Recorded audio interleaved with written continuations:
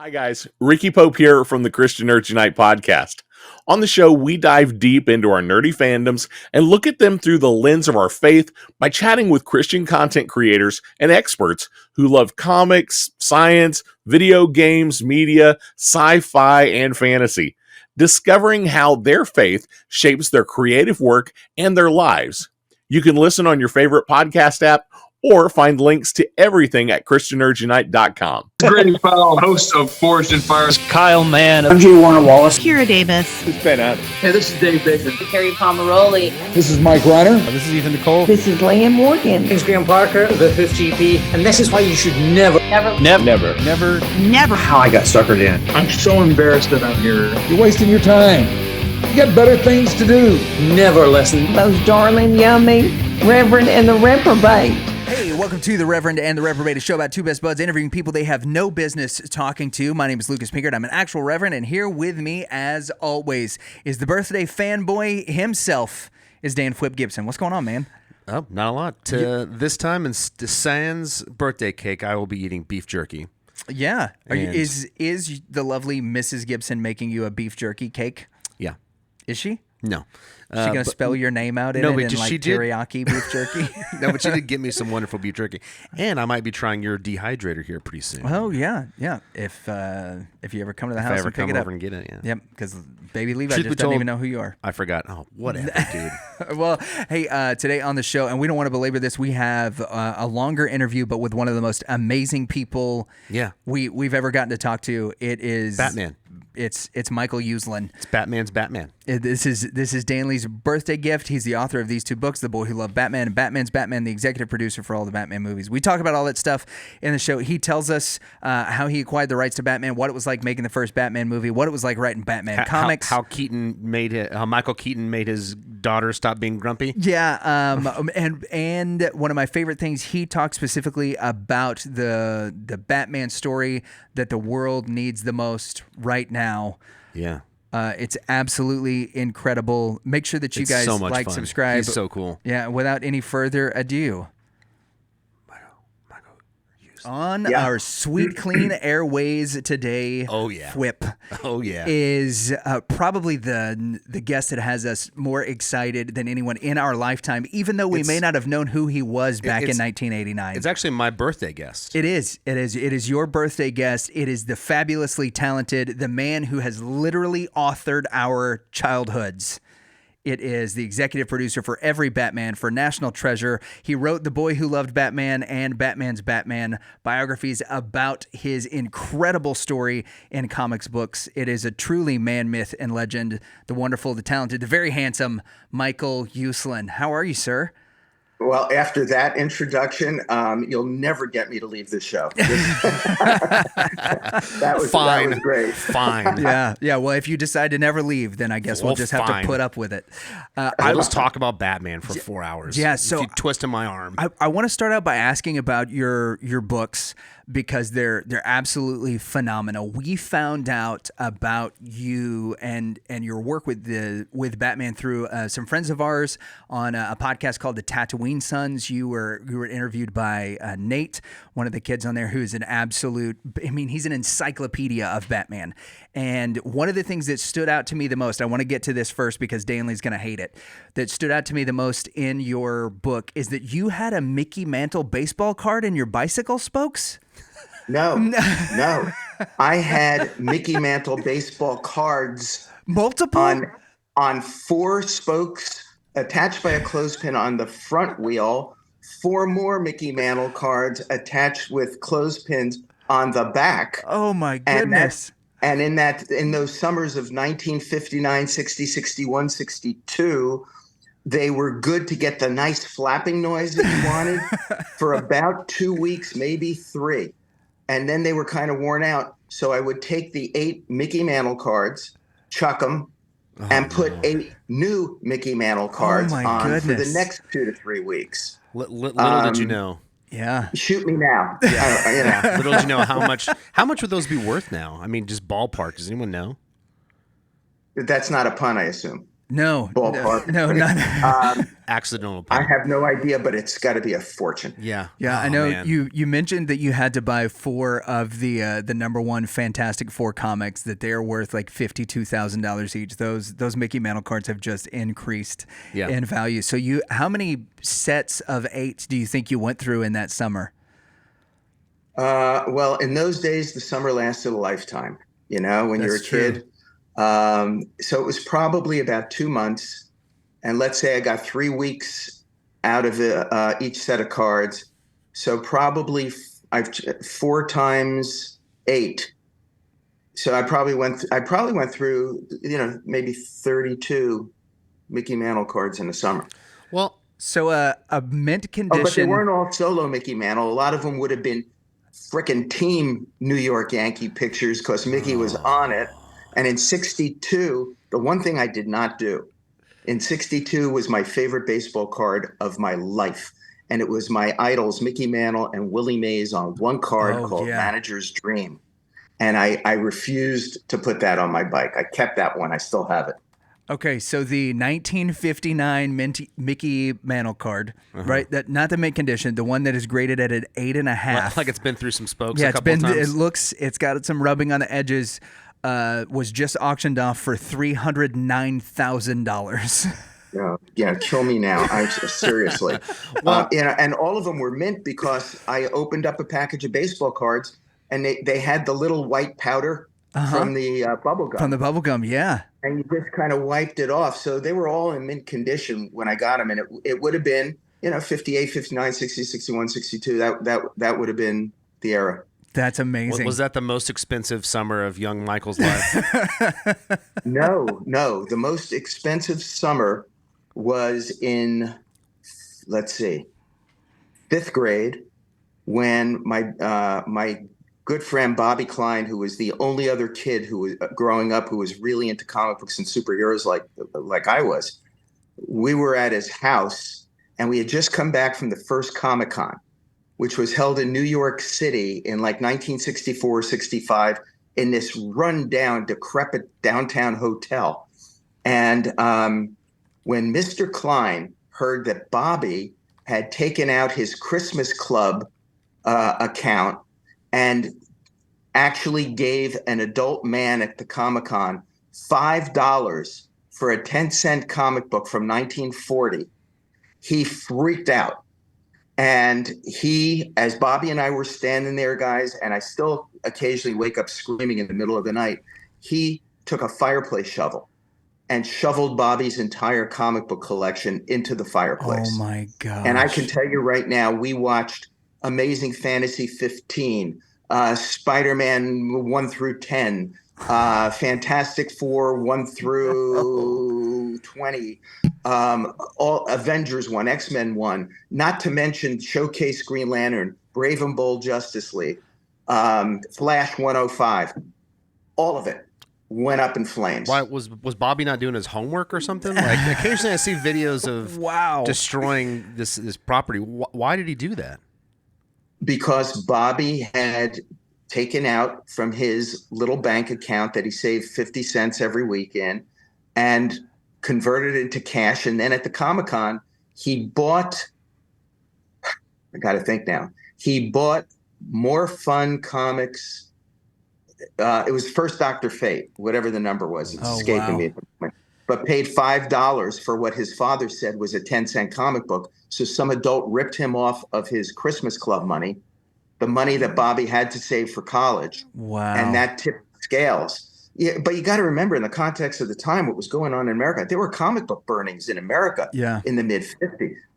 It's documented. You can see stills of it online. You can see footage of it.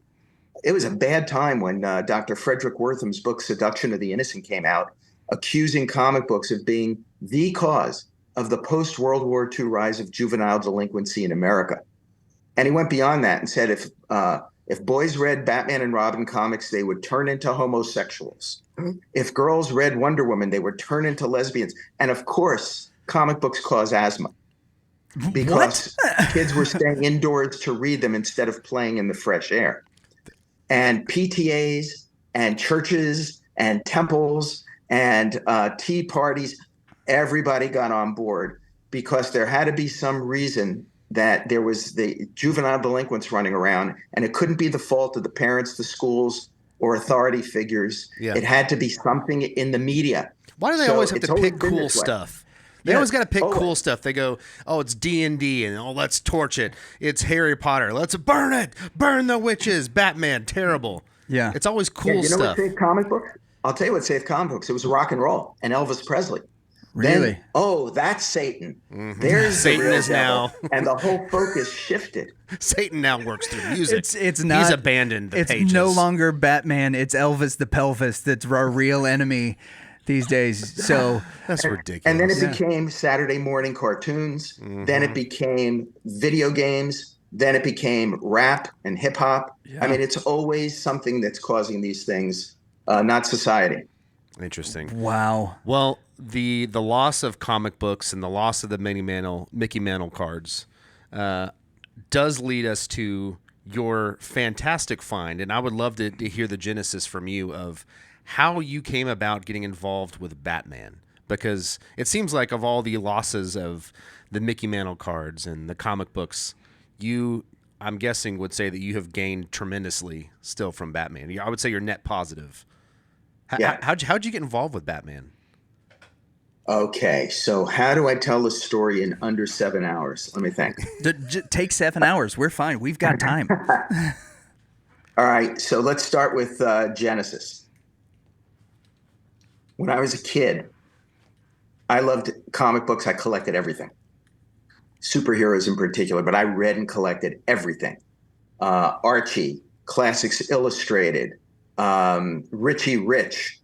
It wasn't until I was an adult that I realized, oh my God, that's Donald Trump in short pants. I mean, I collected everything. By the time I graduated high school, I had over 30,000 comic books dating back to 1936. Wow. Filled my parents' entire garage. My dad never once got his car in the garage.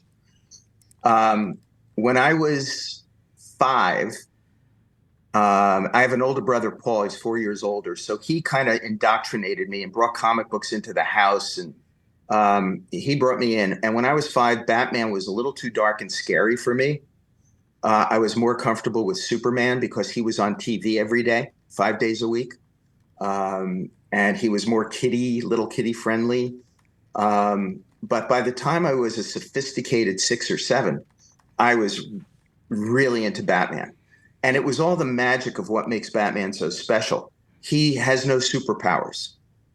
I was able to so identify with him more than Superman or Spider-Man or the Hulk. And it was for that specific reason. By the time I was 10 and read his origin and realized how he was created, that's primal. I'm telling you, as a little kid, I never thought about my parents dying or what that would be like.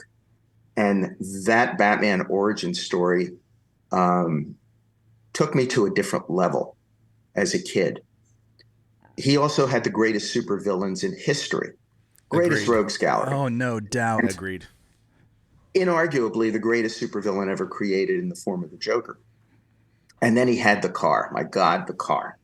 So, by the time I was 8, I really did believe in my heart of hearts that if I studied hard, if I worked out real hard, if my dad bought me a cool car, I could be this guy. That's how strongly I identified with Batman. So I was always looking for a way to make comic books and superheroes into my primary hobby and then into my primary work somehow. I dreamed of one day writing Batman comic books. Part 2. It was a cold night, January 1966. A night I had been waiting for months and months. I was so excited because I'm downstairs in our den and the Batman TV series is coming on the air. And I look at it and I go, oh, it's in color. That's good. Oh, look at that opening animation. It kind of looks like Bob Kane, Jerry Robinson artwork. Wow, they're spending a lot of money on these sets. Hey, the Batmobile is really cool. 20 minutes in, it hits me like a ton of bricks. Oh my God, this is a comedy. Mm-hmm. They're making a joke out of Batman. The whole world is laughing at my Batman, and that just killed me. And to put it into perspective, why did it hurt me so badly? A couple of reasons. Number one, it was the only version of Batman the whole world knew. Mm-hmm. The whole world didn't read comic books. That was all they knew about Batman. That was it. That hurt. Number two, at that first little Comic-Con that I went to, I met a guy. His name was Bill Finger. And Bill Finger sat with 13-year-old Micheal and told him the story of how Batman was created. And I felt this was a blemish on what Bill Finger and Bob Kane and another guy I had a chance to meet who became one of my mentors, Jerry Robinson, who co-created the Joker, Robin, Penguin, Two-Face, the list goes on and on. So I made a vow that night at the end of that TV show. And it not unlike the vow that young Bruce Wayne once made, except his parents were slaughtered on the street and mine were safe in the kitchen upstairs. But I vowed that somehow, someday, I would show the world the true Batman. The way they created in 1939 is a creature of the night who stalks deeply disturbed villains.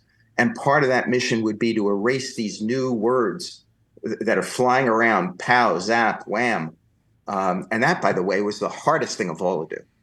Decades and decades and decades that anytime there was a damn article about Batman, anything, you would see power, zap, or wham in the headline. Mm-hmm. Even when Frank Miller's Dark Knight Returns came out, a lot of the headlines were pow, Batman goes dark. It was like inescapable.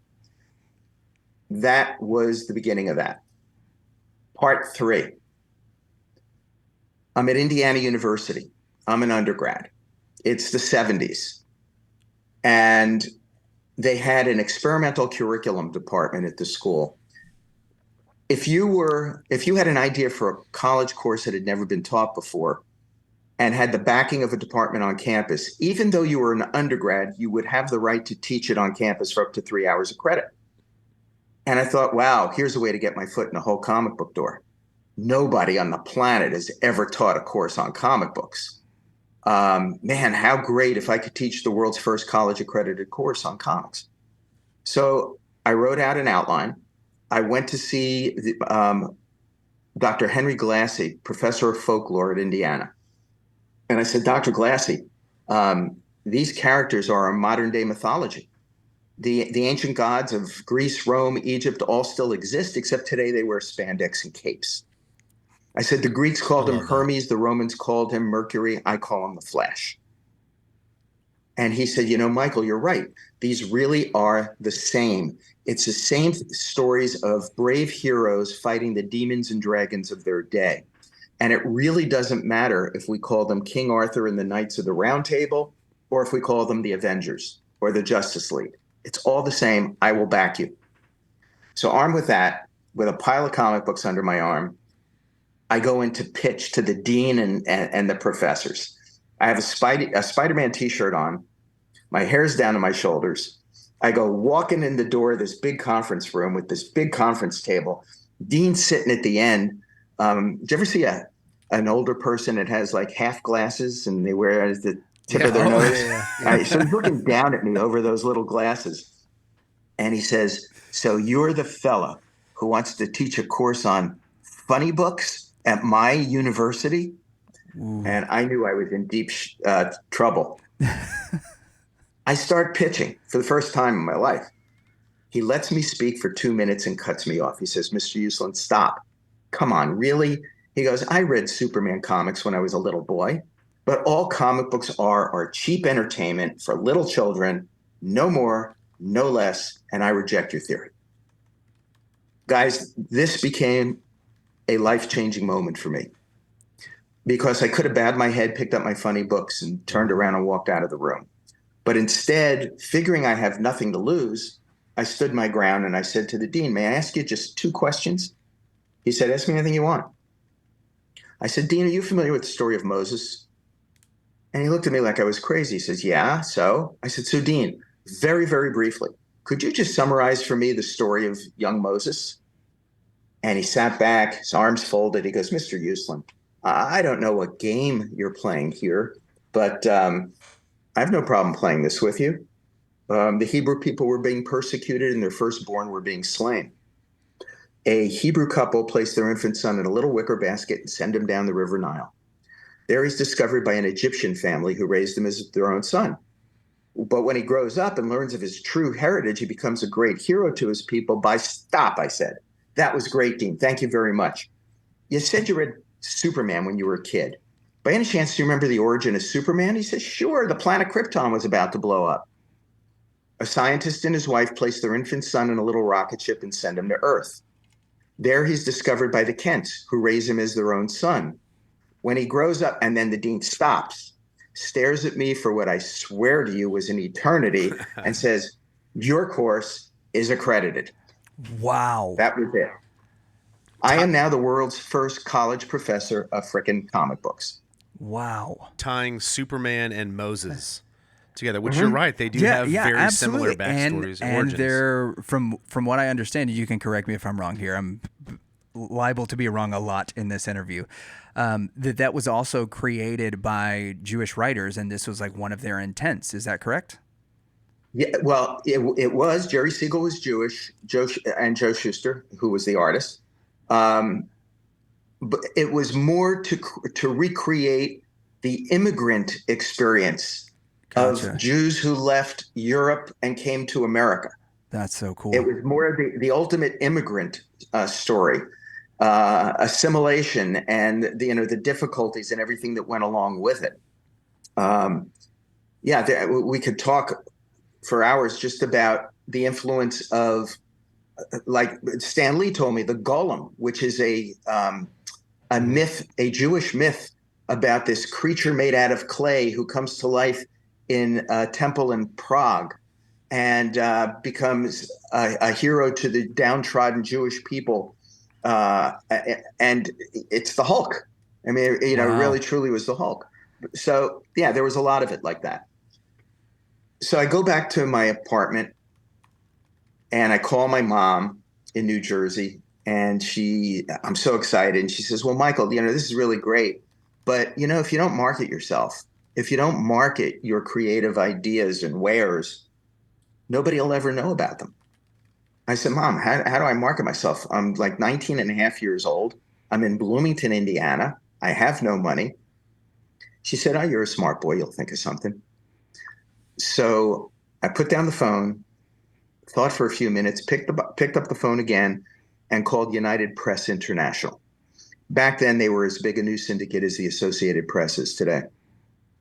I asked to speak to a reporter and began to scream at this man when he got on the phone. I said, what's wrong with you? You're not doing your job. You're supposed to be the watchdogs of our society. He said, calm down, sir. He goes, what are you talking about? What are you talking about? Are you kidding me? I just heard there's a course on comic books being taught at Indiana University. Are you telling me as a taxpayer in this state that they're using my money to teach our kids comic books? This is outrageous. This must be some communist plot to subvert the youth of America. And I slammed down the phone. 3 days later, this guy tracked me down, rang my doorbell with a photographer. And that article went out and was picked up by virtually every newspaper in North America, a bunch in Europe. My phone started ringing and it never stopped. I was invited on radio and TV talk shows. Every comic book class I taught, the room was filled with television cameras and reporters. And about 2-3 weeks later, my phone rings. And it's this exuberant male voice. Hi, is this Micheal Uslan? I go, yeah. He goes, hiya, Mike. This is Stan Lee from Marvel Comics in New York City. Wow. Oh my gosh. I call this my burning bush moment. Wow. I was talking to my God. And he said, Mike, everywhere I look, I'm seeing you on TV. I'm reading about you in newspapers. What you're doing is great for the whole comic book industry. How can I help you? At that moment, Stan Lee transformed from being my idol to my mentor, ultimately to my friend. Ultimately, we worked together creatively. And at the end of the day, my son David and I were two of the producers of his memorial at Grauman's Chinese Theater in Hollywood. Wow. 2 hours later, the phone rings. Mr. Uslan, my name is Saul Harrison. I'm vice president of DC Comics in New York. the president, Carmine Infantino, and I have been listening to you on the radio. We've been reading about you in magazines. You are a very innovative young man. We would like to fly you to New York City and talk about ways we could work together. Do I have to tell you? Comic book geek dream come true. Yeah. No Yeah, They kidding. fly me to New York. I grew up in New Jersey, so I'm going to go to work in New York summers, and then they're going to put me on retainer and pay me when I go back to Indiana to finish school. I mean, it was amazing. So And that was now, that was 2 hours later after talking to Stanley. yeah. Where do you go from there? And you're 19 Yeah, forget at the time? forget the Mickey Mantle cards. Yeah, no kidding. That's incredible. It was absolutely amazing. So first day on my job at DC, maybe it wasn't the first day. Let's call it the first week. It's like 6 o'clock at night. So I'm getting ready to go catch the subway so I could catch the train back to the Jersey Shore. And I start to hear yelling and screaming coming from down the hallway, the editor's hall. It sounds like somebody's being murdered. I go running down there. It's Denny O'Neil, who happens to be one of my favorite comic book writers of all time. Yeah. And he was also at that time writing and editing a comic book called The Shadow. If you guys have ever seen it, drawn by Mike Kaluta. Yep. It was one of the best comic books on the market. It was magnificent, all set in the 1930s and 40s. And I said, Denny, what's wrong? Are you okay? He goes, I am not okay, Michael. I go, what's the matter? He goes, Carmine had canceled The Shadow. And now they got the latest sales report and the sales spiked and he just uncanceled it. I go, well, isn't that good news? He says, no, because now we're on our original printing schedule and you have to meet that for the printing press. And that means I have to have a full script in by the end of the day tomorrow.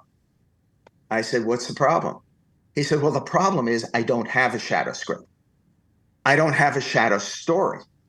He goes, I don't even have an idea for a Shadow story. And I raised my hand. I go, Denny, I have an idea for a Shadow story. He said, you do? I didn't. but so what? I mean, really, so what? I saw the door open a crack like this, so I just shoved my foot in. He goes, all right, come in, sit down. Tell me what your idea is for a Shadow story. Well, the wheels are rolling. Yeah. Well, you're really going to like this, Denny.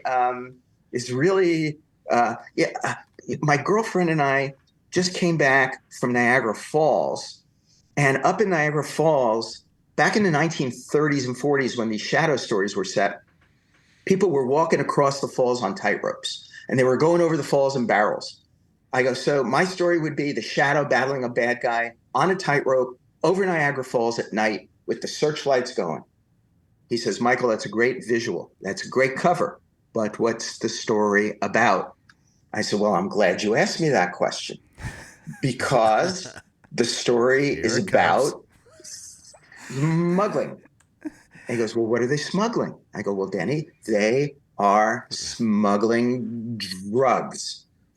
And he says, all right, Michael, there has to be a creative take. What's different? What's unique about the way they're smuggling drugs that will make a good story? And I'm going, well, I'm glad you asked me that because I've been saving this for last. It's the best part. And I go, they were going over the falls in barrels back then. False bottoms in the barrels. They're putting the drugs in there. They're going over the Canadian falls, washing up on the American side. That's how they're getting them through. He says, now that's creative.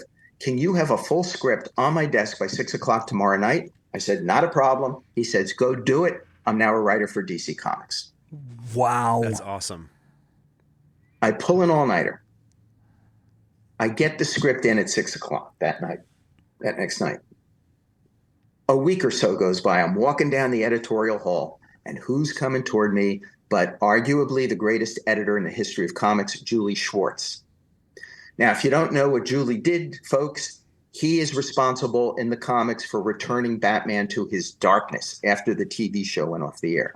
He was the guy who brought in Irv Novick and then Neil Adams and Denny O'Neil to reinvent Batman and bring the darkness back. He also happened to give us the Silver Age Flash, Green Lantern, Hawkman, Atom, and Justice League. Julie was a gruff guy. I mean, once you got to know him, he was kind of a marshmallow, but he was gruff. So he sees me coming, the kid with the long hair, and he goes, "Hey, kid." I said, "Yes, Julie." He goes, "I read your shadow script." I said, "You did?" He goes, "Yeah. It didn't stink." I said, "Wow, thank you so much. Thank you. And he looks at me and goes, "How'd you like to take a shot at writing Batman?" Oh my gosh. Nah. I still get the chills. I still get the chills. I started writing Batman with my buddy Bob Rozakis and Detective Comics. Yeah. When that first issue came out, I will admit it, through all the tears, I panicked. I said, "Oh my God, this dream I had since I was 8 years old to write Batman comics has come true. I don't have a dream anymore. I need a new dream." It took 10 minutes for the epiphany to hit. I remembered back to that cold night in January 1966 and my vow.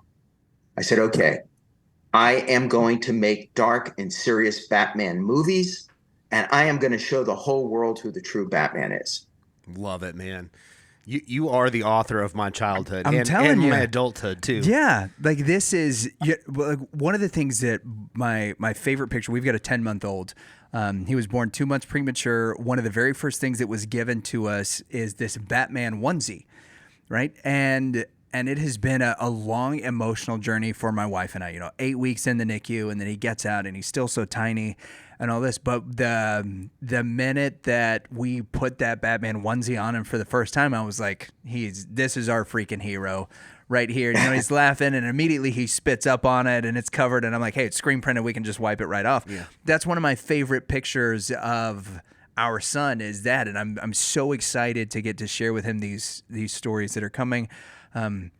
From Batman and the new movies that are coming out, and just the whole history of it. The fact that we get to share that with our kids and that you've been such a big part of that is just incredible. So you write your first Batman comic.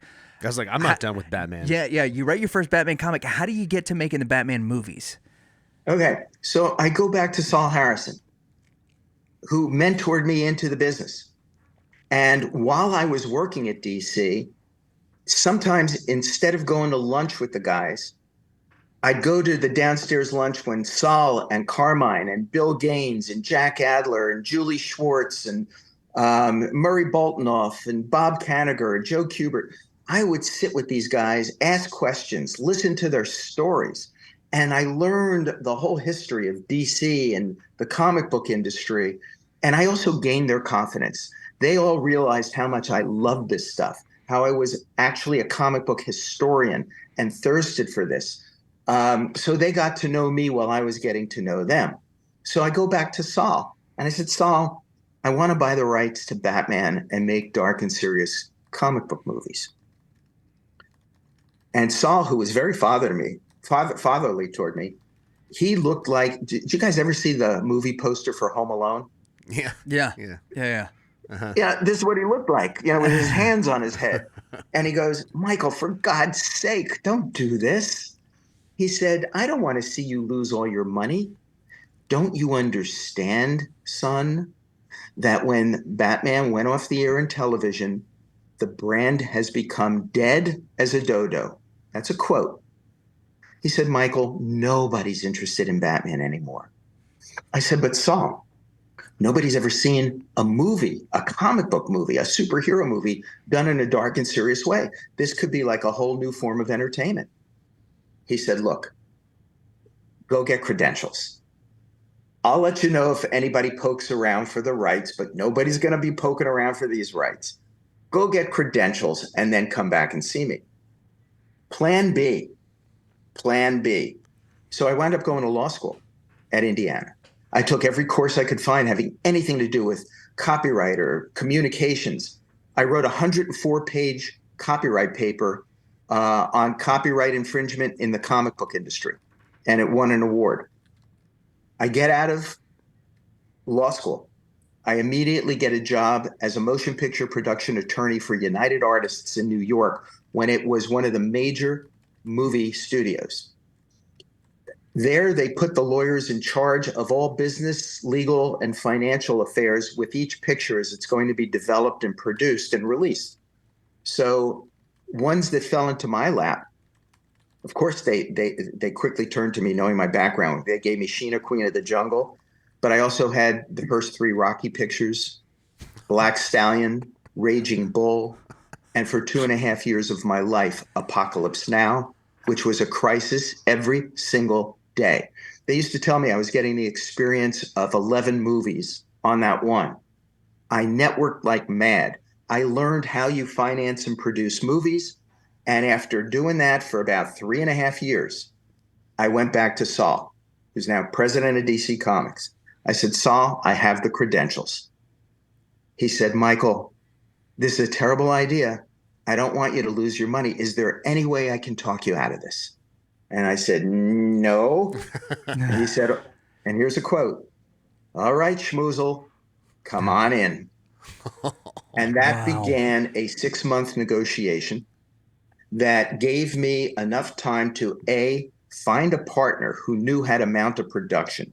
And my partner is a legend in the movie business. He was my dad's age. His name was Benjamin Melniker.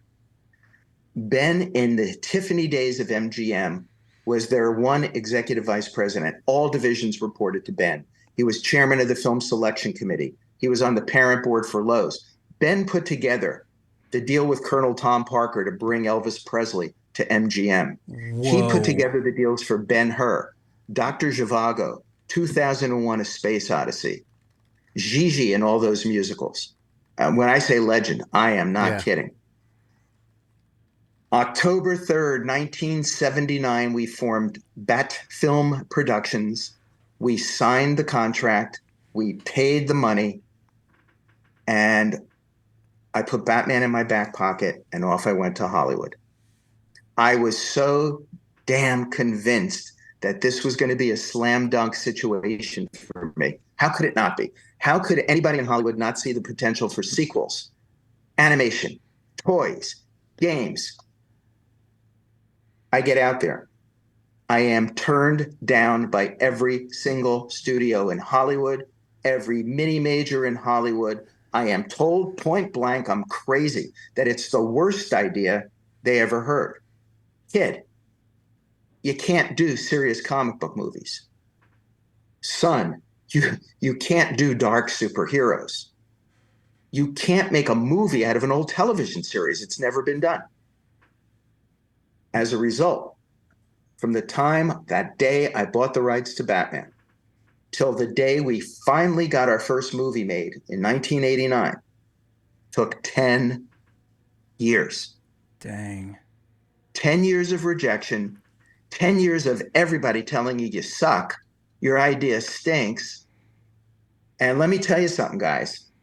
It tests your mettle as a human being. You have to look deep inside yourself and say, okay, is the whole world right and I'm just being stubborn? Or do I absolutely, truly believe in this and believe in myself? And I kept coming up with the latter answer. It was a human endurance contest for me. My wife, God bless her, we didn't know how we were going to pay next week's bills, never mind next month's bills. But she had faith in me. I had faith in this vision of Batman. And let me just tell you one story of all the rejections. We finally came back and pitched to Columbia. This is down the road a bit. And the guy we pitched to had been there for decades. He was an old buddy of Ben's from the 40s or 50s. I pitched my heart out for a dark and serious Batman. This was the last studio shot we had. And when I finished, he said, Michael, you're crazy. Batman will never be successful as a movie because our movie, Annie, isn't doing well. I said, are you talking about the little redheaded girl from Broadway who sings the song Tomorrow? He goes, yeah. I go, well, what does that have to do with Batman? He said, oh, come on, Michael. They're both out of the funny pages. Oh my gosh. That was my rejection from Columbia. So what I ask you guys to do, because anyone listening to this is going to say, well, wait a minute, this is impossible. A kid in his 20s can't go in and buy the rights to Batman. That can't be. They're going to go, it's impossible. You can't go to every single studio and mini major and have people turn it down for reasons like this. So I have to make sure you understand the context of the times, the culture. These were all adults at the time that Dr. Frederick Wortham published Seduction of the Innocent in the mid-50s, when comic books came under attack, when they were looked down upon by all of society as either garbage or something that could be harmful to our kids. So that's the mentality I was facing in the late 70s and into the 80s in the world of Hollywood. And that's why this stuff was happening. So then he turns to Ben finally, and he says, look, Ben, you and I go back a long way. If you boys really want to do a Batman movie, I will consider it. But it's got to be that pot-bellied funny guy with the pow zaps and whams from TV, because that's the only one audiences will remember and love. And I said, no. And with that, he pulled his chair right in front of me and leaned into me, and he said, son, better to have a movie made than no movie at all. And I looked at him and I said, no. Wow. That was that. After that meeting, we're on a little park bench on the studio lot. I have my head down. I am destroyed. And I know that was our last shot. And Ben, in his fatherly way, turns to me and says, you know, Michael, isn't it ironic that the last no we received came from you? He said, you know what that makes you? I said, yeah, Ben, I know, an idiot. He says, no. He says, Michael, you just passed up a chance to make a lot of money and to produce your first big movie because you have this vision of this dark and serious Batman that you, with your heart and soul, you believe is the right one. And you gave all that up to preserve that. He says, Michael, you're Batman's defender. You are Batman's protector. He says, Michael, you're Batman's Batman. He said, now, pick yourself up. There's other places we can go. There's foreign sources. There's independent sources. Let's redouble our efforts and let's do it. And he pulled me out of it. And we jumped off that park bench, ultimately into history. And now you know where the title of the second volume of my memoir comes from. It's from that anecdote. Good grief. What a shot in the arm that had to be. Like, you're Batman's Batman. If I was Thor's Thor, yeah. I would be that would be the happiest little boy on the planet. Now, if I was Thor's Thor, I would go out and get hammered. I believe the pun was intended there. Yeah, that was a correct pun. Okay, so you acquire the rights, you become Batman's Batman, and now have given us the 30 plus years of our favorite films. What a title. Yeah, no kidding. I'm at this point in your story, I'm just kind of I'm still thinking about that for words of like how all of this stuff happens. And the Dark Knight's Defender. Yeah, one of the things that I think is so interesting is that, okay, so you get it done in 1989 while you're in production of, and you can correct me again if my timeline is wrong here, while you're in production of Batman 89, you're on set with Keaton and with all of these legends, Keaton and Nicholson and Tim Burton. Yeah, I want to know how you'd landed on Tim Burton too. Yeah. So you guys are making this. Well, in the comic world, we're having this huge crisis with Batman because it's during the time of a death in the family, if I'm correct. Like, that's a 1988 story. So were you guys in production when all of that is going on? Yeah, we went into production October 10th, 1988. Okay, so just so you know, I mean, it was even really too late for Dark Knight Returns to have that big of an impact on Tim. Right. The Dark Knight Returns had a bigger impact on Hollywood and the executives in the world audience when they realized, oh, you mean these stories, these characters are not just for 8 to 12-year-old boys. And you were That like, was the beginning of the That's what I've been dawning trying to tell in y'all. that Yeah. culture I was dealing with. And that was where it had the biggest impact of all. But I'll take you back on the Tim Burton thing, and then remind me to tell you about my kids on the set. Yeah. Because you brought up about the impact on kids and as a Yeah. parent, what you see. So from 79 to 86, it was development hell, just development hell. And in 86, my recollection's a little fuzzy. I think it was Roger Birnbaum who brought Tim into the fold, but I'm not 100% sure of that. I get a call from, must have been Michael Bestman at the studio, who was our production executive, brilliant production executive, who deserves tons of credit for Sam Hamm's script, ultimately, for everything coming together really nicely. But anyway, it was, we got this kid. He came out of Disney Animation, and he's been doing this movie for us. You need to see this. We want to set up a screening of the fine cut of Pee-wee's Big Adventure. So I go to the studio. I see the movie. I come out and I said, my God, I've never seen a more creative combination of direction and art direction in my life. Yeah. I would love to meet this guy.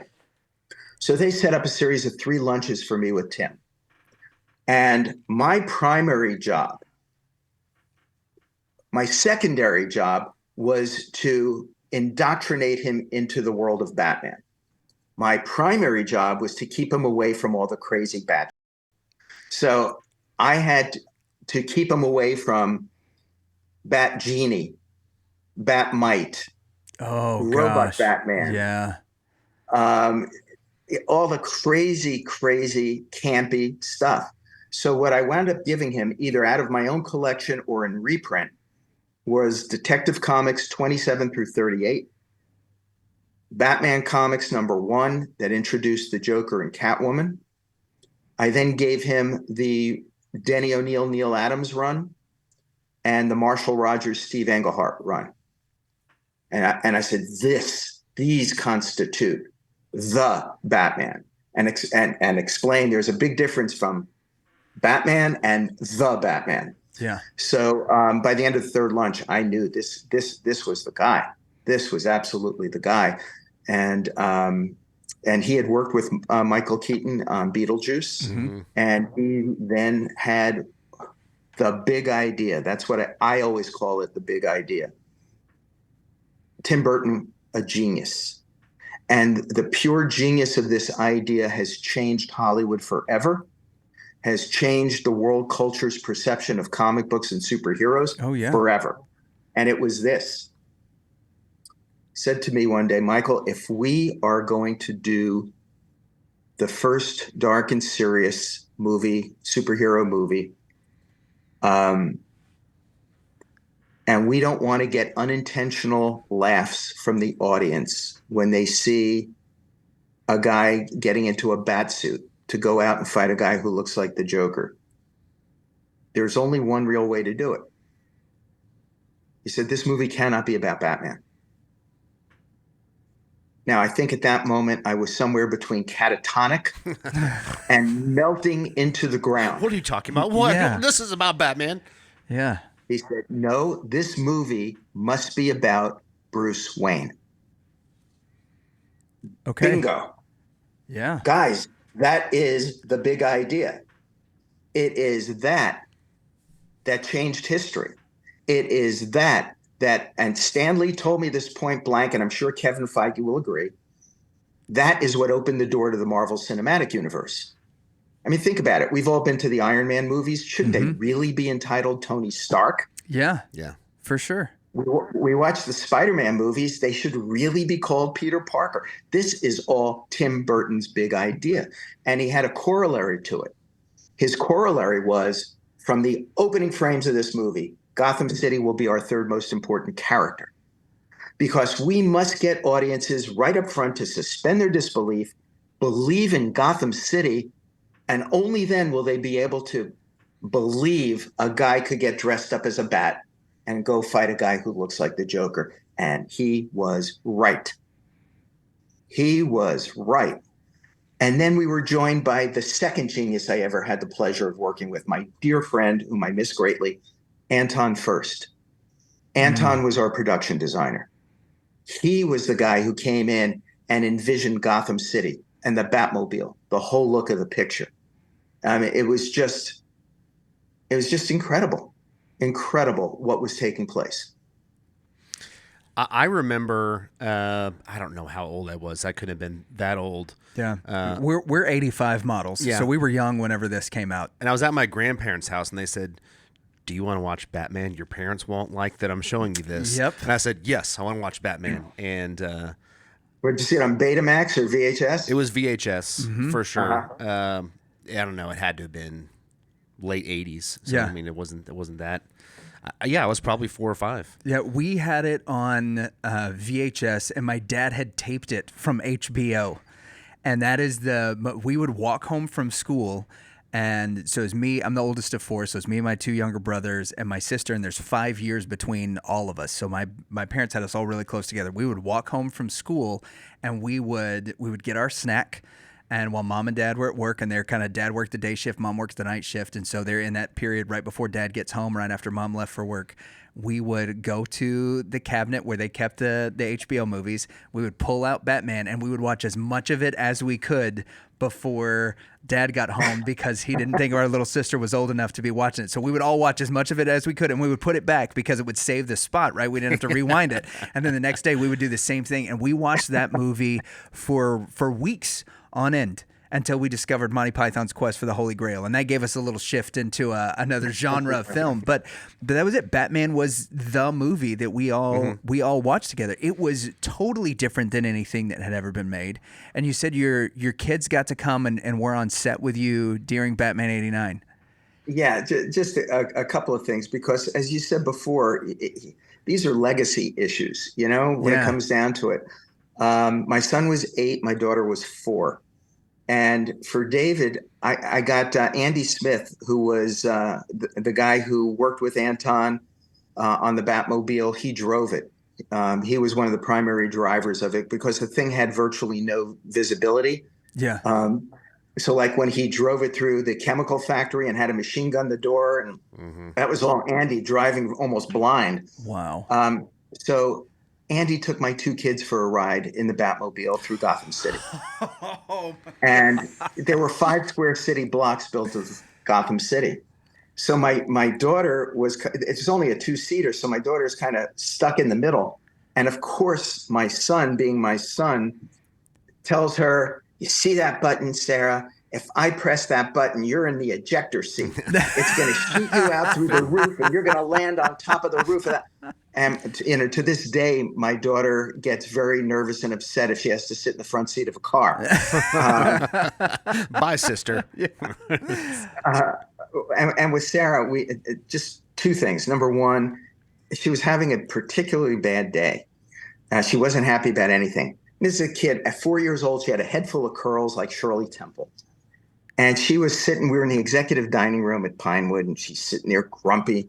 And it's lunch break. And in comes Michael Keaton in full gear without the cowl and the cape. Mm-hmm.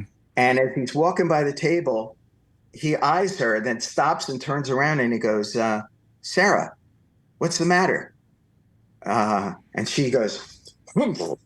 And he winds up sitting in her lap. And she had green peas on her plate, and he starts flicking the green peas up at her. To make a long story short, she gets into a food fight with Batman.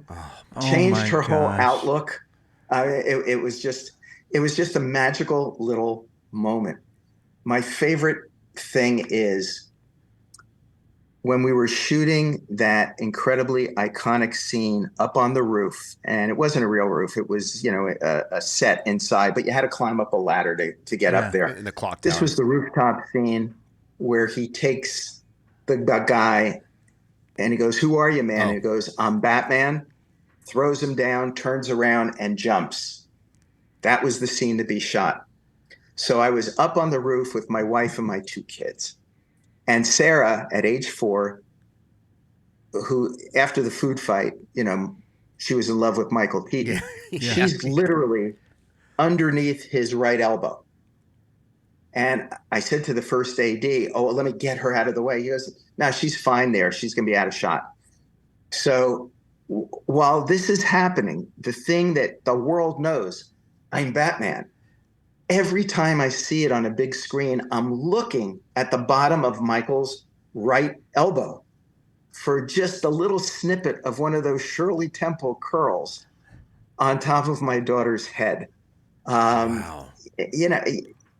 You can't buy moments like that. No kidding. And there was a thing a few weeks ago in Los Angeles where they were doing a special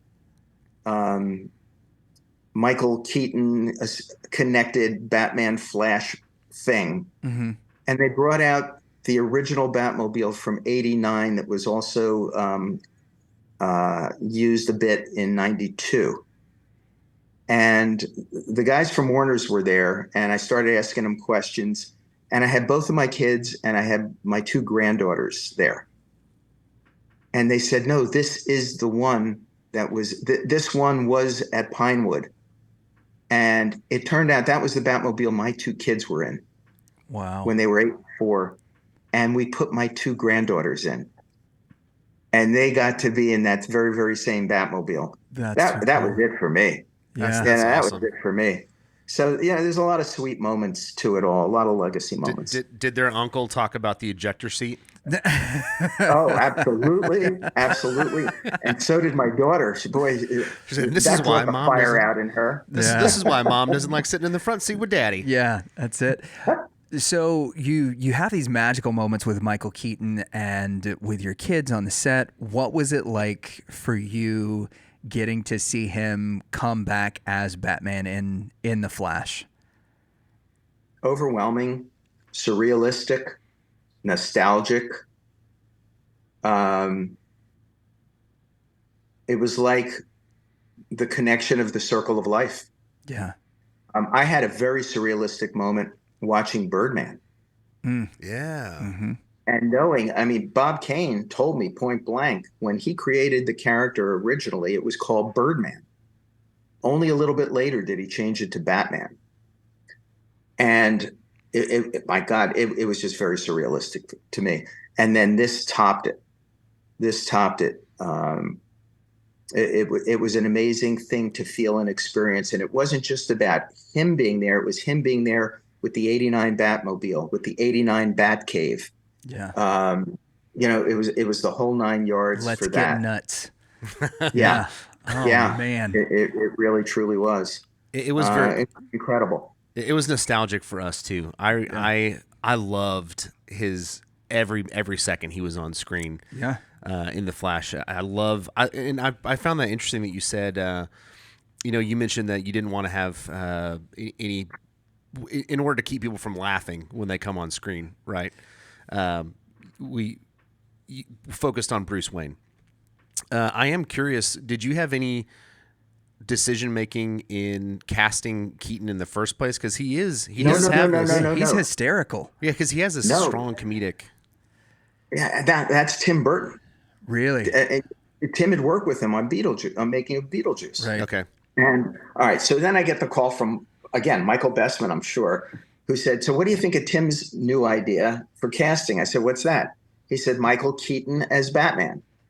I said, "Oh, well, that's very funny." I said, "Yeah, we've been working on this now 7.5 years to do a dark and serious Batman. Let's have Mr. Mom do it." Yeah, exactly. Let's get the I comedian can see out the here. poster now. Mr. Mom is Batman. Yeah. I thought he was kidding me. It took him 20 minutes to convince me this was real. Wow. And I had a meltdown. And I talked to Tim about it. And I said, "Tim, he's a comedian. He's my height. He doesn't have the musculature. And for God's sake, he doesn't have the square jaw of Batman."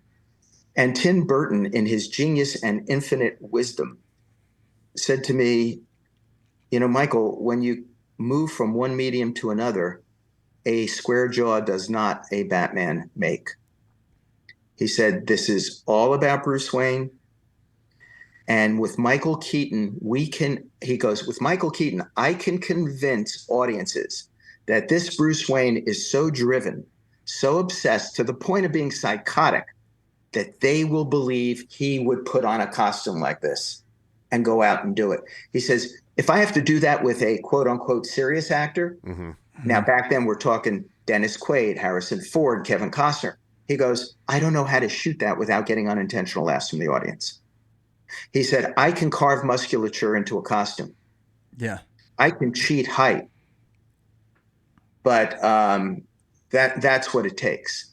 And once again, he was absolutely right. Yeah, he nailed it. Changed everything. I was so happy to see in The Flash. I had this picture burned into my brain now of Michael Keaton in the cowl flying the 89 Batwing. When he's got this smirk on his face that I love Keaton as Batman. I'm so happy he was back. Yeah. I think we both consider Michael Keaton our Batman, right? Because it was our first exposure to it. I really love following your socials, your take on who the real Batman is, because from the very beginning, we disagree very strongly. But from the very beginning, Keaton was a controversial Batman because he came from comedy. Is it always controversial? Every Batman is like that, and a lot of people argue about Batman. Will you share with our audience what your take is on who the real Batman is?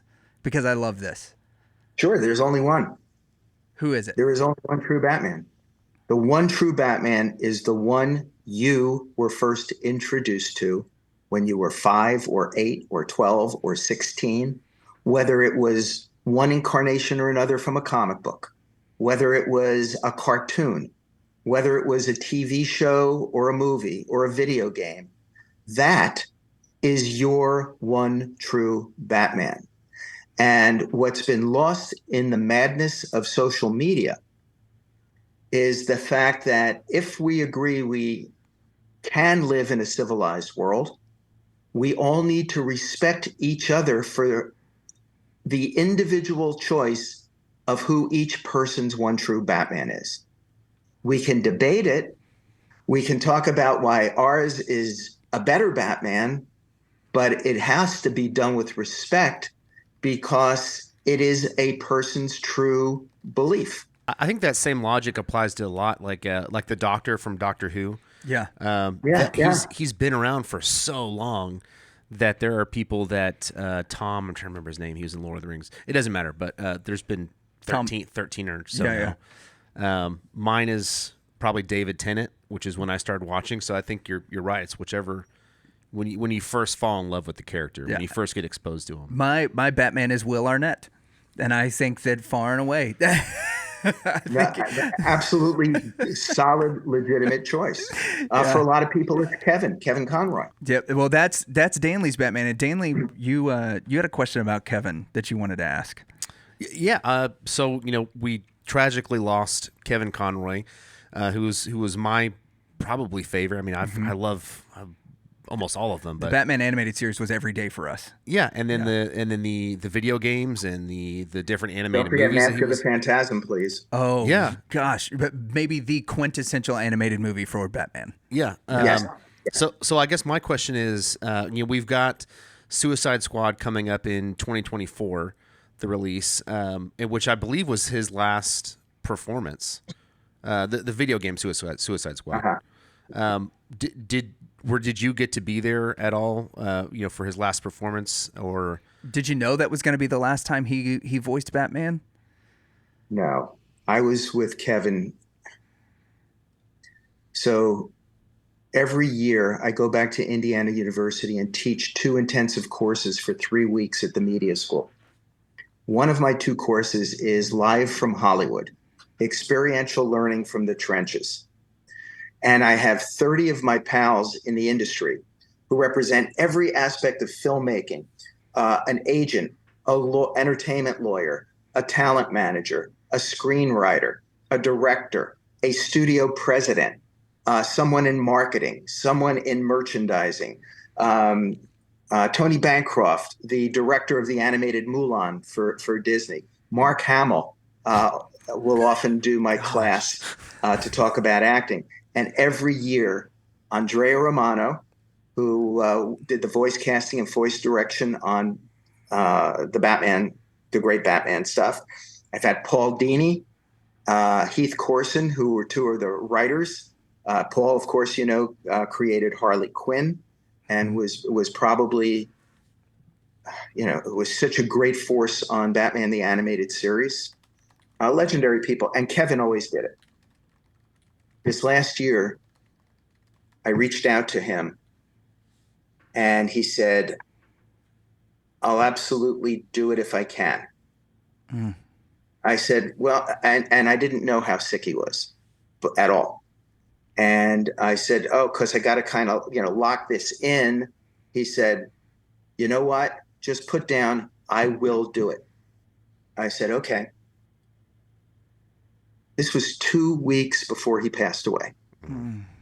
He came on the Zoom screen in my classroom, and I immediately realized that this was the end for him. It's very clear. For the next hour, he spoke to my class in a way I have never heard him speak to my class. He's always great. He's always entertaining. But there was a depth to what he was saying and how he was saying it, almost to the fact of pleading with my class. Explore, find your passion, be driven by your passion, include your passion in your work, whatever you choose to do.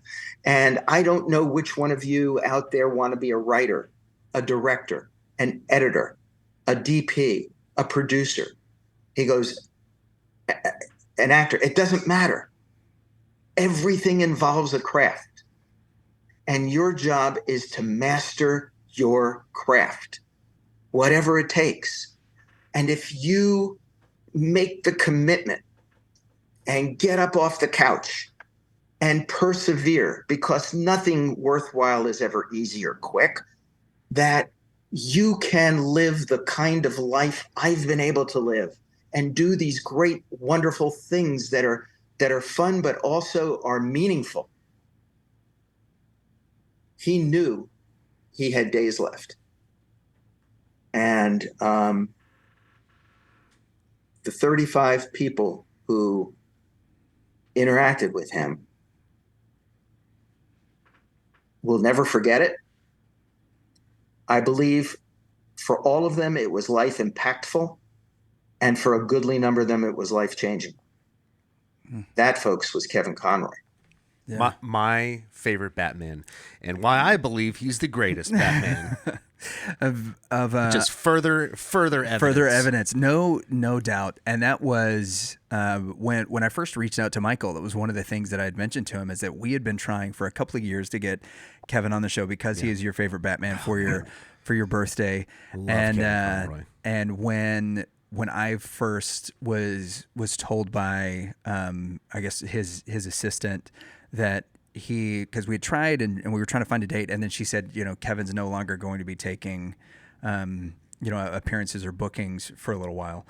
I kind of knew that something was up, because he was always so gracious, so wonderful. He was on so many wonderful podcasts and things like that, but really just an incredible he was the voice. Man. Yeah.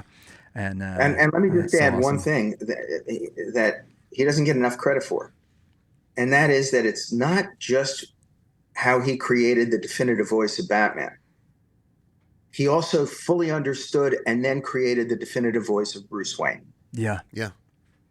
And that a lot of times gets lost in the glitzy shadow of Batman, but it's just as important. Yeah. That's fair. As Tim Burton, discovered that the story, the true story, at least on film, is the story of Bruce Wayne. Because you can't, as much as I would love to have Batman on screen just the whole time, just a video of Batman, you do have to develop the character. You and gotta have, show you the have to go through the dichotomy. story arc. I get it. Yeah, yeah, and all of those wonderful storylines in Batman the Animated Series with Vicky Vale and all that stuff, especially Yeah, early him struggling on. on how to tell her, and that was so incredible. I think as a kid, because when you're seeing one of your heroes that's struggling with a secret that they have, it also is the same thing because we did things that we didn't want to tell our parents or whatever, and there was this connection that you could make with, oh, my heroes are going through this same thing, and yet finding ways to overcome it and to work through. And that's why I think comic books are just such a wonderful medium. Well, you said you're continuing a class on comics. You partnered with the Smithsonian. It's something you've done with Stan Lee and with your son David. Can you tell us about that edX course that you offer? Oh, this is great. We did it. God, it must be 10 years ago. I'm thinking. No, it can't be that long. Well, the Smithsonian Institution came to me and said, we would like to develop the first ever online course on comic book superheroes. And I designed a course and I split it up into 3. And I reached out to Stan Lee and I said, Stan, I'd like to do 40s, like 1938 through the 70s with you. And then we'll let my son David take the 80s and on. And Stan agreed. So the 3 of us teach this course. I think it's 17 lessons. And I got a chance to spend a lot of time drawing anecdotes out of Stan, which were wonderful, really wonderful. The course is available now through edX, EDX. It's called Rise of the Superheroes. And it's being offered again. And we've had hundreds of thousands of students sign up for it from all around the world. And it's free. It's absolutely free. So if it's something you'd be interested in taking a look at, I think you would get a lot out of it. And it is hopefully fun and entertaining. And as you watch it and you hear, whether it's the lectures, the discussions, the conversations, not once was there a script or a cue card. Everything comes out of the top of everyone's heads. Wow. And it made it kind of special. Well, we'll have links to that stuff in the show notes. Micheal, we thank you so much for the time. We end all of our interviews with a quick rapid fire question segment. So if you're game, if you've got a couple of minutes, we would love to do it with you. This is a segment we call Controlled Rowdiness. It is, like I said, just a series of rapid-fire questions. You can answer them with as short or as long a response as you would like to. Expect nothing from us by way of reply or response after we ask them. And to get us going, I'm going to send it over to General Grease. All right, Micheal. Opening scene, we have a tightrope tied over Niagara Falls. I'm trying to figure out how it stays up. Yeah. I guess it's tied up, isn't it? Yeah.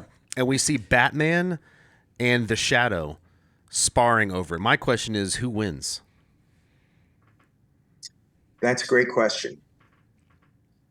I think that because of the utility belt, that gives Batman an advantage. But the Shadow has another advantage. He can take his 45 and kill you. So I think what this question sets up is exactly the same scene as in Raiders of the Lost Ark. Mm-hmm. When you got the guy with the scimitars, and you have Indiana Jones standing there with his whip, and he just whips out the gun and shoots. Yeah, and a very sick Harrison Ford. Yeah. And by the way, my wife and I saw the new Indiana Jones movie last night, which we loved. Yeah. Nice. I don't want to spoil it, but if you're a fan of Raiders, there's a couple of great moments. Well, we are fans of Raiders. Looking forward to that. All right, so you say in your book that going to Led Zeppelin was not your favorite concert of all time, which to me sounds like anathema. So what was your favorite concert of all time? The Doors. I was second row aisle. I was there with my high school French teacher who looked exactly like Linda Carter. And to quote my mentor, Stan Lee, "Enough said." Best concert ever. Jim Morrison was one of my gods. I was so into the Doors at that point in time. This was right after the incident in Miami, where he was arrested And the cops were all over the place at Asbury Park Convention Hall on the boardwalk, just waiting for him to say or do the wrong thing. And then we hit curfew, and they ordered the show closed down. And Morrison and Ray Manzarek, they kept going. Wow. And then they finally shut the lights out. And it was a whole thing. And everybody was up on their chairs. If Jim Morrison had said, all right, throw your chairs, go out and overturn car, whatever he would have said, I think the whole crowd would have done. That was an amazing, amazing night. But I also saw Cream's farewell concert at Madison Square Garden. Wow. Jimi Hendrix. I saw Janis Joplin and stayed for both shows. I stood at her feet while she was performing. Wow. I was at the concert for Bangladesh. I was at the garden party that Ricky Nelson wrote a song about.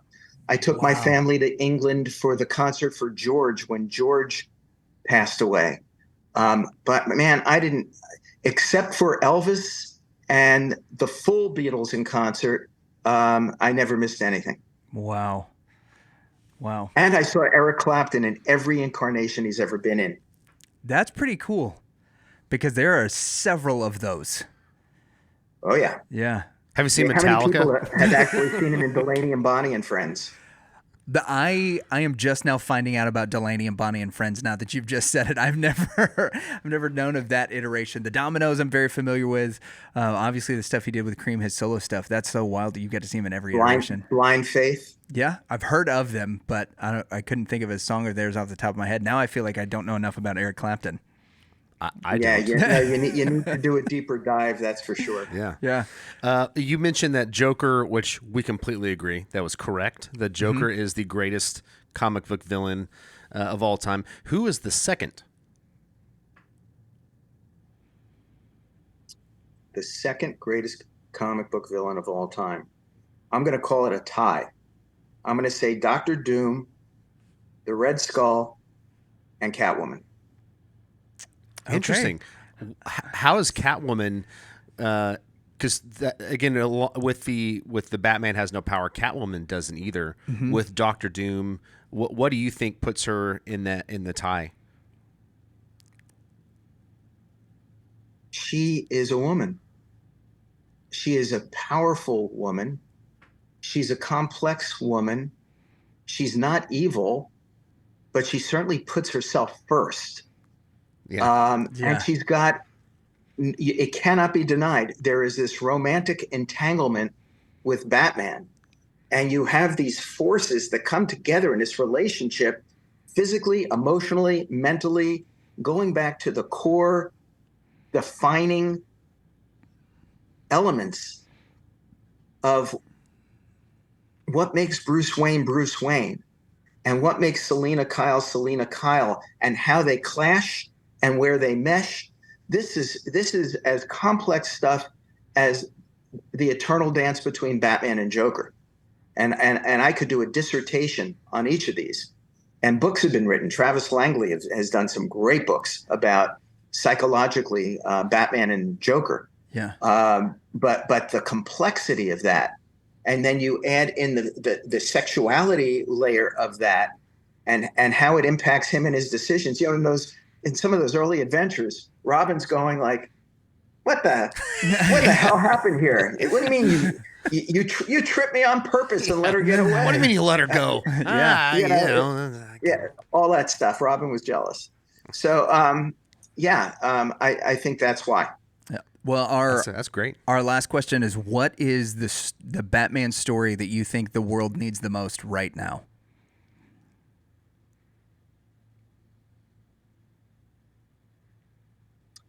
Night of the Reaper. Are you guys familiar with that? That is, I believe that's your number one on your list of 20. Is that Number correct? two. Or number two. Yeah. Night of the Stalker is my number one. Okay. That's the greatest Batman story ever written in comics. Detective Comics 439, he said geekily. And I gave that comic to Tim Burton. And the opening of Batman 1989, you can see direct inspiration from that story. Wow. I hate to spoil it for anyone, so let me simply say, without talking about the ending of that story, in that entire issue, Bruce Wayne or Batman does not speak one word. Really? And yet it is the most emotionally impactful Batman story ever written. In Night of the Reaper, which came later and is my number 2 most favorite Batman's comic book story, it deals with anti-Semitism and bigotry and prejudice in a very impactful way. And I think in this day and age, with a polarized world, a polarized country, Pandora's box having been opened in the last few years, and once it's opened, it's hard to put it back in. And what a lot of people of all walks of life, religions, creeds, sexual identity, gender have had to go through, I think the story at this moment in time is the most important Batman story. Right on. Night of the Reaper. Yeah. Definitively from Batman's Batman. Michael, thank you so much for being on the show. Tell our audience where it is that they can find you if they want to follow you on social media, because you're an absolutely wonderful follow. So encouraging and so much fun to watch the stuff that you post. I appreciate that. I try to do behind the scenes stuff, fun stuff, historic stuff. We kind of mix it all up. You can find me on Instagram. You can find me on Facebook. And it took both of my kids and all my grandkids to pull me out of my comfort zone and get me onto those two. So don't talk to me about TikTok or Twitter, but you will find my presence on Instagram and Facebook. Well, thank you so much. Thanks for being on. It was a lot of fun. Absolute blast. We'd love to have you on again sometime. Thanks so much, man. Thanks a lot. This was really fun. A lot of times I speak to people who are too mainstream and don't know enough about this stuff. When we get into discussions, you guys are thick and thin. It's in your blood. And I just love having an opportunity to talk with folks like you. Thank you. Micheal freaking Uslan. Yeah. How about that? Dude, I am so blown away that he came on our little show. Yeah. And he had so many interesting things to say that there was not enough time. No, and what a great, we didn't even get into some of the stuff that he told, at the very beginning when he first comes on. He has a ton of ongoing projects that we can't talk about. And that he could only give us 1 or 2 line sentences from. So we were like, all right, we're going to avoid some of those because we know that we're not going to get a lot in and by way of reply or response. And we just talked about Batman 1989. So before he comes on, he talks to us about this ring that he's wearing. Yeah, right, and you can see it in the episode. If you watch it on YouTube, you can see the ring in the episode. It was his grandfather's ring. He gave it to his father. His father gave it to Michael. That is the ring that inspired the entire National Treasure series, because it's a Masonic ring from the early 1900s. I think he said it was from 1917. But that was what inspired all of National Treasure, and we didn't even get to touch the surface of we didn't talk even about National Treasure at all. Oh my gosh. We didn't talk. I really want to. Maybe next time. Yeah. The Batman. He mentions the difference between Batman and the Batman, and then the movie that comes out. And what was that? 2022? Was that 2022? Yeah. Last year, Matt Reeves when Robert Pattinson. Yep. What do they call him? Pattinson? No. Pat Fleck? No. It doesn't matter. I think that movie was the most true to form to the comics. I believe he does too. So I really want to talk about, what it felt like to have made this huge successful series of movies and TV shows and all this stuff with Batman in it, and then really culminating with probably the most true to form of the movies. Yeah. Original to the comics. How do you and the guy talked to us for an hour and a half. Yeah. I wanted 9 more hours. I know. How do you cram in 50 years of working on Batman films into that? When he gave us the story, when he gave us the story of how he acquired the rights and how he fell in love with Batman, it's great. And that's why, we didn't get really a chance to talk to him about the books. They're both here. The Boy Who Loved Batman and Batman's Batman, both by Micheal Uslan. They are his memoirs. They go way more in depth into telling these stories.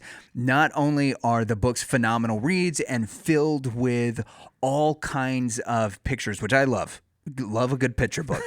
But the pictures that they're filled with are, the things he got. A picture tells 1,000 words. When he went on a tour of DC Comic Studios when he was like 12 years old, and they just gave him some originals, like full pages of Superman that they were just going to do, whatever with. But when kids came on tour, they would give them those original pages that would be shrunk down and used to print the original artwork. They just gave him some of it, and he got it autographed by, those guys. When he was talking with, Bill Finger at the very first Comic-Con, well, he had met Bill Finger a few years earlier, and he got to meet him and talk to him, and he has this whole thing about like, okay, so Bob Kane actually created Batman, and it started off as Birdman. Well, Bill Finger was the guy who turned Birdman to Batman. That was like, hey, we got to make him dark and broody and all that, and started to create the Rogues Gallery and all of this just incredible pieces of history that he was on the forefront of.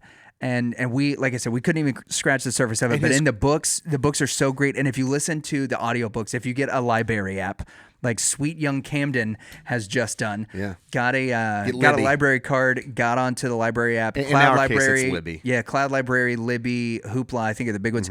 On Hoopla, both of his books are on there. If you want to listen on the library app, they're also on Audible, and he reads the books.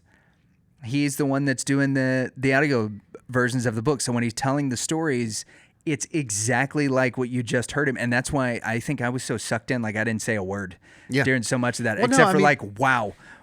It's the story that I've always wanted to hear. Yeah. It was that I didn't know existed, but it was the one-man crusade to make Batman. Of all people, the one-man crusade to make Batman. Yeah, and of course it wasn't exactly one man, but it kind of was. I mean, he got the opportunity to compromise and cave a little bit, and he decided not to, that he wanted to make the film that he's dreamed about his whole life, which is what has influenced me probably the most. Yeah, and he goes in depth in the books about talking with the creators of Batman Begins and how he wanted to do that. I was really surprised that he didn't say Ra's was because he talks a lot about Ra's al Ghul. Well, it was funny because when we asked the villain question, we had just we had a discussion. We had had this conversation about who the greatest villains were. Yep, and we both kind of were like, Joker is one, Dr. Doom, and Dr. Doom is number two, and immediately he's like, Dr. Doom. I was like, yes, yeah, like this is perfect. This is what it's kind of that affirmation that like, hey, we were right. Hey, you know what? We know some stuff about comic books too. We were right, and Batman agreed with us. Yeah, that wasn't true. It's such his entire story is so cool. We didn't get to talk to him about this in 2025. This is being this will release hopefully as a Broadway production of The Boy Who Loved Batman, where they're going to take his memoirs and turn it into a story that will be told on Broadway, because it is unbelievable. And some of the things he didn't mention because we didn't get into him. So there were rules that were created after this guy's book, right? That kind of ruins the comic books. And then the Comic Book Censorship Association starts, and they're like censoring what can be put in there. You can't talk about drugs. You can't do any of this stuff. Well, one of the things that they said you couldn't do is no Walking Dead. Zombies, Solomon Grundy, like those type of characters, they're out. You can't do that type of stuff anymore. But they still had Casper the Friendly Ghost. So he's writing into DC about the Spectre. He wants the Spectre back, which is this ghost detective. And they're like, we can't do it. And every day he's writing letters to the executives at DC. Like, I wonder if they get him into the office. He's such an active guy. And they're like, we recognize this kid's name because he's been whipping us with letters for years and years. So the story goes that he continues to write in all these things. He wants to see the Spectre back, and they're like, we can't do it. And he's the next day, well, I want to see the Spectre back. And again, we can't do it. And he goes, well, it's incredible. They told us we can't do this. And he goes, well, eventually he comes up with the argument, Casper is a ghost. He's technically in violation of this rule. Mm-hmm. They're not Walking Dead, they're ghosts. He gets a letter back a few weeks later, and it says, hey kid, the Spectre's coming back, and it's thanks to you. He's like 13 at the time, right? He writes this comic book story, sends it to a legit artist in LA. He's like Alexander Hamilton. Yeah, it's unbelievable. So he writes this story about a comic. He creates this comic book about a character called the Cricket. He sends this story to a guy in LA who's an animator. The guy's he's gonna illustrate it. He's gonna do all this stuff, and he's like, "Hey, Man, that's where Jiminy this is Cricket came incredible." from. He goes, "I need a picture of you," and he sends him a picture of himself from the school pictures. He's 13, and then he never hears from the guy again. Like, yeah, no, this isn't going to work. You're a child. But the whole time crazy, he's been man. able to do this. It's this guy, Michael's story, Mr. Uslan's story is so incredible. And it revolves so much about his love for the Batman and comics and finding their place in the mythology of today. And the guys on Tatooine Sons talk about that often. Absolutely unreal. Like, just blows me away. And so, Happy birthday. happy birthday, man. Yeah, thanks. Yeah. So, It was awesome. yeah. I loved every second. I wasn't ready for it to be over. Yeah. Batman is my favorite, and I got to meet Batman's Batman. What do you think about the Kevin Conroy story? Yeah, it was awesome. It was all awesome. That I was love the one, Kevin Conroy. I mean, that was kind of hard to hear, Yeah. because he was clearly trying to impart some wisdom and he knew his time was coming up, and Yeah. that was clearly in a very emotional story, but so great. I mean, Kevin Conroy is the GOAT.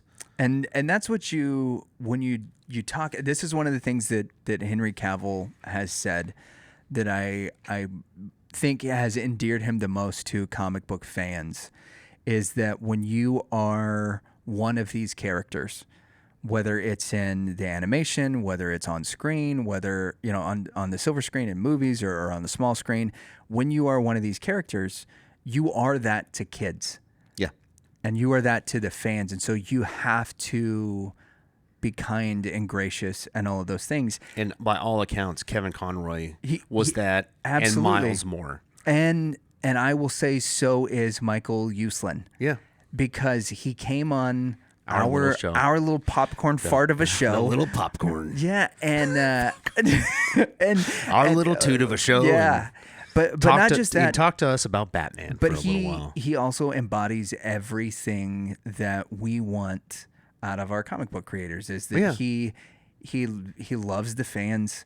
He He wanted wants to be a talk to positive us. force in the world, and a positive force in the world for comic books, which is his love, the love of his life, aside from Mrs. Uslan. Yeah. Aside from Nancy, he mentioned something about the Reaper comic, which is one of the reasons he thinks it needs to be right now. He talks about this in his book. They were not so far removed from World War II when he started this whole process. He's going to law school in Indiana. His wife, they've been married for a few months. His wife is going to nursing school. One of the greatest stories in this entire book is them having this conversation about, like, we don't get to see each other, like passing ships in the night. We need to determine, we don't have kids. Are we going to make this work, or is this going to be over? And the determination that they had in order to stick with the commitment that they had to be married, persevering through that in order to see these dreams be accomplished, is incredible. He also tells a story about Nancy becomes like the head nurse at, or the sort of like the spokesperson for this group of nurses. They're talking about how to treat Jewish people, and they're like, well, you got to have 2 sets of plates because, like, they won't eat on unclean dishes and blah, blah, blah. And so she starts to tell them, she's like, listen, that not all of this applies. I'm Jewish. Let me talk to you a little bit about this. The girls start talking at the table. Now, mind you, like, at this point, we're in the 70s, right? But these are kids who grew up in families that their dads, their uncles were fighting in World War II. So they sit down with Nancy. These other girls are talking, and they ask, Nancy's like, what's going on? And they ask her, they're like, hey, can we see your horns? And it's this They really thought so that, or it's they this, no, it was legit. Like, they didn't know whether or not that was a thing. And you have all of this like propaganda and propagandized stuff that was put out there for so long, and it's impolite to ask, and they didn't know whether or not they knew a Jewish person anywhere in their lives. And so that's what she gets asked, and she pulls back her hair and there's no horns. And it blows their mind, opens up a new thing of conversation. And so when we think about those types of things, are comic book stories still relevant for helping, overcome that stuff? Like the reason that he talks about this is not, it's not virtue signaling. It's not because he's trying to put himself in a particular light one way or the other for his, own personal gain or for cultural clout or whatever. It's because this is the stuff that they lived through, that he didn't just get prejudiced because he was a boy that liked comic books in a time where they weren't popular. He didn't just get prejudiced because he was going to a very serious law school and he wanted to study entertainment law, or he's this kid that had this incredible dream. Like, they experienced some of this stuff firsthand. Yeah, there was racial prejudice that he actually experienced. Like somebody literally and seriously asked his wife if she had horns, because that's what they had heard about Jewish people.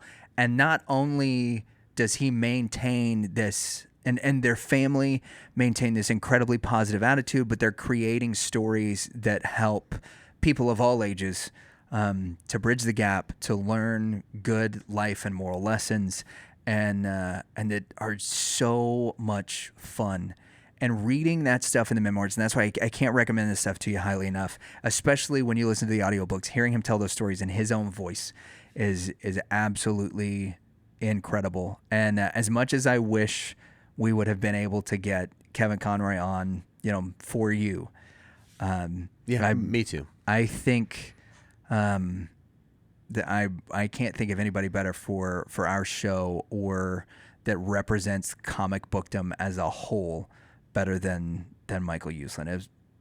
I agree, man. It was so good. Geeked. Yep.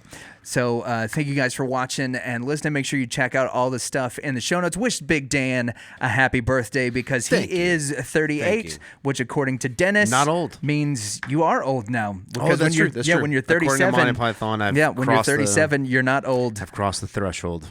And even though we didn't know you were called Dennis, you've made it. You've made it 37. There. I'm 38. I am old. You am old, even in a narco-syndicalistic commune that chooses new executive officers. Yeah. We won't go to the whole thing. But thank you guys for watching, listening. Make sure you check out links to all Michael's stuff in the show notes, the edX class, the books, the audiobooks, and please go check him out on Facebook and Instagram. He's such a fun follow because he's a really, really great and ecstatic granddad.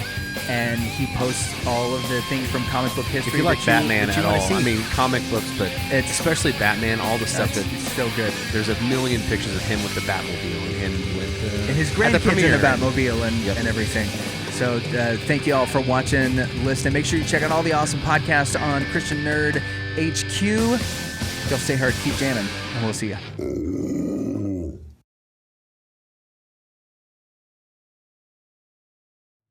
Hi, this is Micheal Uslan. I'm the originator and executive producer of the Batman movie franchise.